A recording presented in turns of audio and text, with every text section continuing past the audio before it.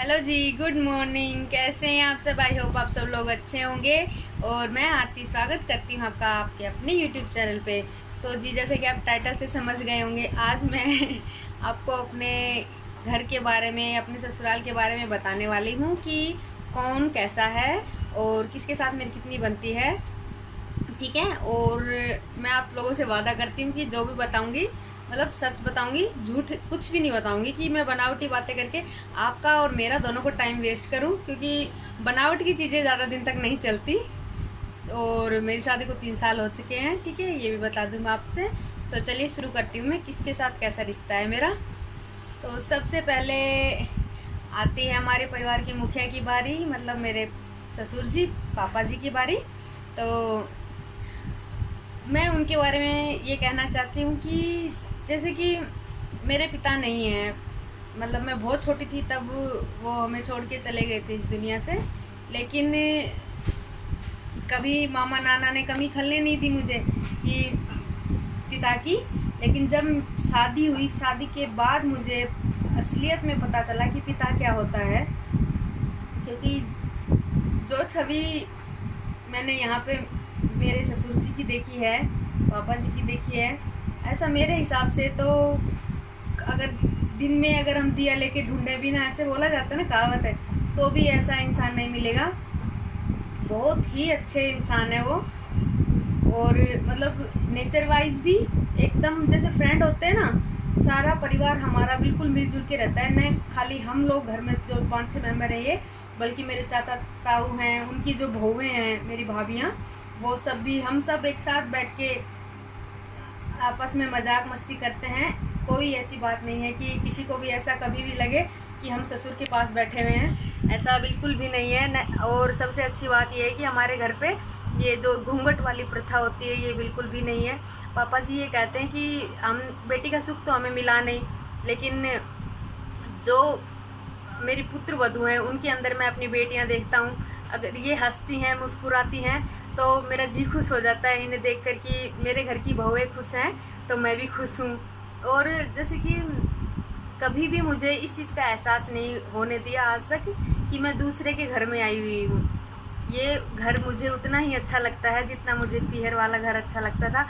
In fact उससे कहीं कुछ ना कुछ % ज़्यादा अच्छा लगने लगा है मुझे ये घर, क्योंकि यहाँ मन लगने लग गया अब यहाँ पे।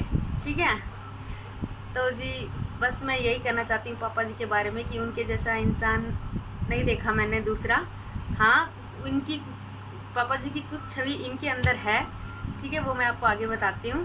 लेकिन पापा जी जैसे तो ये भी नहीं है बिल्कुल। पापा जी ही हैं। अब सेकंड नंबर पे बात आती है मम्मी की, मतलब मेरी सासू माँ की। तो तो जी, आप मतलब यही देखा जाता है आमतौर पे कि सास बहू की नहीं बनती, या फिर आए दिन झगड़े होते रहते हैं, अनबन रहती है उनके अंदर। तो जी, हमारे साथ ऐसा कुछ नहीं है, ये तो मैं नहीं कहूँगी, लेकिन ये बात है कि खट्टी मिट्टी जो वो होती है ना, नोक झोंक होती है, मुझे लगता है वो हर घर में होनी चाहिए, नहीं तो ज़्यादा शुगर हो जाएगी। क्योंकि अगर सब कुछ ठीक ठीक से चलता रहता है, मतलब सब लोग एक जैसा व्यवहार करने लग जाएंगे, तो कोई मज़ा नहीं आएगा। लेकिन गलत बिहेव नहीं करना, सबसे बड़ी बात यह है। तो बस हमारी तो खट्टी मीठी कभी कभी वो भी हो जाती है, क्योंकि मैं बात नहीं मानती। मतलब मम्मी जी को पसंद है कि मैं हमेशा सजी सवरी रहूं, और मुझे पहली बात गर्मी लगती है। एक मैं ये जो आईब्रो है ये नहीं बनवाती, ठीक है।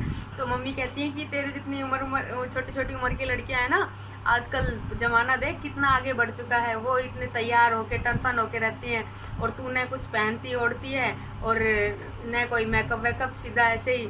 और दूसरी बात कि मार्केट में भी कभी जाना होता है तो हमेशा जो घर की जो साड़ियाँ होती हैं वो कहेंगी कि ये नहीं पहन के जानी, बाहर की साड़ियाँ अलग हैं मेरी, घर की साड़ी अलग। और फिर मेरे को थोड़ा सा अजीब सा लगता है कि क्या फ़र्क पड़ता है, ऐसे चल देते हैं। लेकिन मम्मी जी को पसंद नहीं है, इस चक्कर में हमारी थोड़ी बहुत वो हो जाती है।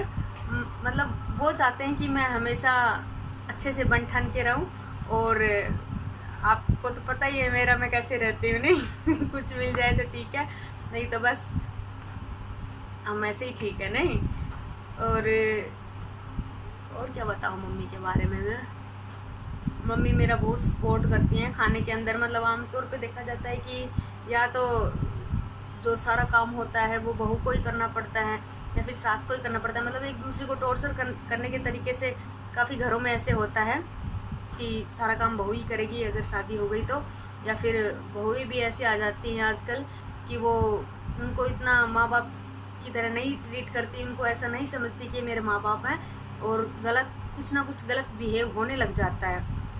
तो इस चक्कर में पता है कि कभी सास को काम करते देखा है, कभी बहू को काम करते देखा है, लेकिन हमारे यहाँ पे क्या होता है कि हम सब मिलके काम करते हैं। हमारे घर में एक भी मेंबर ऐसा नहीं है। मतलब मम्मी जी मेरा पूरा सहयोग करती हैं काम करने में। मैं सुबह का नाश्ता कभी भी, मतलब शायद ही कोई टाइम होगा जब मैं बनाती हूँ, नहीं तो सुबह का नाश्ता मम्मी जी नहा धो के हमेशा बनाती हैं। और कभी मेरी तबीयत ख़राब होती है तो रात का भी बना देती हैं, ऐसी कोई बात नहीं है। नहीं, मेरा काम झाड़ू पोछा बर्तन ये सब है। ऊपर वाला काम मतलब खाने का दिन का खाना है ना, वो भी मम्मी लगभग बना लेती हैं। मैं रात का खाना बनाती हूँ, उसके अलावा झाड़ू पोछा जो हो जाता है, कपड़े का हो जाता है, ये सब मैं कर लेती हूँ। खाने का मम्मी देख लेती हैं। तो जी हमारी लाइफ मम्मी के साथ तो ऐसी है, थोड़ी खट्टी थोड़ी मीठी। पापा जी के साथ बिल्कुल प्योर रिश्ता होता है ना, पवित्र। मैं चाहती हूँ कि जैसे बोलते हैं ना 7 जन्म तक मेरे पति यही रहें, जैसे पति के बारे में बोला जाता है, तो मैं ये कहती हूँ कि 7 जन्मों तक मेरे को यही ससुर मिले। ठीक है, तो ससुर मिलेंगे तो सास तो फ्री में, मतलब मम्मी जी भी साथ में आएंगे क्योंकि वो भी 7 जन्मों तक पापा जी की वाइफ रहेंगी, है ना। तो आपको बुरा तो नहीं लगा ना मेरी बात का? मन में आया तो मैंने बता दिया। देखो मन में मेरे कुछ गलत भावना नहीं है, ठीक है। और अब बताती हूँ मैं मेरे देवर जी के बारे में। तो जी मैं उन्हें देवर जी बुलाती हूँ क्योंकि काफ़ी लोग भैया बुलाते हैं, तो भाई तो मेरे हैं भाई, घर पे 2 भाई हैं मेरे, नहीं, और इसलिए मैं उन्हें हमेशा देवर जी कह के बुलाती हूँ, ठीक है। बस जी मैं उन्हीं को, जैसे पापा जी मम्मी जी, और नाम खाली मैं इन्हीं का लेती हूँ, वो भी देवर जी, ठीक है। तो नाम मैं मतलब किसी का भी नहीं लेती हूँ, घर में सबको जी में बुलाती हूँ क्योंकि राजस्थान के अंदर जी ही बुलाया जाता है सबको, किसी को नाम से नहीं बुलाया जाता। तो इसलिए मुझे थोड़ा वहाँ का ही थोड़ा सा वो आ गया मेरे अंदर कि जी ही कह के सबको बुलाना चाहिए, ठीक है। तो इनको मैं, और इनके साथ मेरा रिश्ता है कुछ ऐसा, हमारी खटपट होती रहती है। वो भी किस हिसाब की, जैसे मेरे छोटे भाई के साथ मेरी, मतलब ये बिना बात टांग खींचने वाले काम करते रहते हैं मेरे साथ, तो मैं भी कौन सी कसर छोड़ती हूँ, मैं भी इनकी टांग खींचती रहती हूँ। तो ऐसे ही हमारा रिश्ता है वो काफ़ी अच्छा है, और भगवान करे आगे भी हमेशा ऐसे ही चलता रहे। हम दोनों जैसे अभी हमारा रिश्ता है आगे भी वैसा ही रहे, जीवन भर हम ऐसे ही साथ रहें। और अब सबसे लास्ट में बारी आती है इनकी, यशु के पापा की। तो मैं कहना चाहती हूँ एक बात कि देखो, कोई इंसान होता है ना, एक बार कोई अगर आपसे कोई बहुत ज़्यादा प्रेम करता है, बहुत प्यार करता है, आप उसको भूल सकते हो, लेकिन कोई इंसान आपकी रिस्पेक्ट करता है ना, तो आप उसको कभी नहीं भूल पाओगे।